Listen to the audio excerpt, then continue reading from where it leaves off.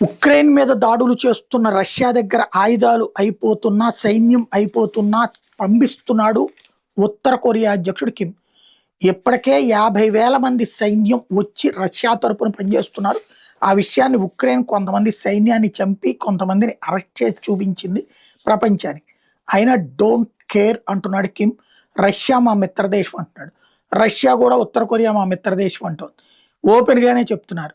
అలాగే ఇప్పుడు తాజాగా 120 బాలిస్టిక్ మిసైల్స్ రష్యాకి ఉత్తర కొరియా పంపించింది. కిమ్ పంపించాడు. బాలిస్టిక్ మిసైల్ క్రమంగా తగ్గిపోతున్నటువంటి దశలో సంఖ్యని పెద్ద ఎత్తున పంపిస్తోంది.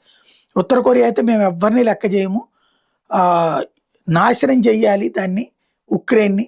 ఆ నాశనం చేసేందుకు అవసరమైనటువంటి శక్తిని మేము రష్యాకి అందిస్తామని చెప్తోంది. అదే సందర్భంలో ఉక్రెయిన్ వచ్చేటప్పటికి మా ఇంటెలిజెన్స్ చెప్తోంది, ఇంటెలిజెన్స్ డిపార్ట్మెంట్ 120 బాలిస్టిక్ మిసైల్స్ వచ్చినాయి రష్యాకని అని చెప్తోంది.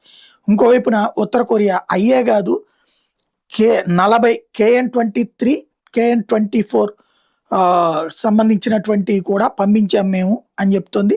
ఓవరాల్గా ఉత్తర కొరియా రష్యాని పూర్తి స్థాయిలో తోడు నిలబడి ఉక్రెయిన్ పతనానికి తగిన అడుగులు వేస్తున్నామని రెండు దేశాలు చెప్తున్నాయి. అవునంటోంది ఉక్రెయిన్ కూడా.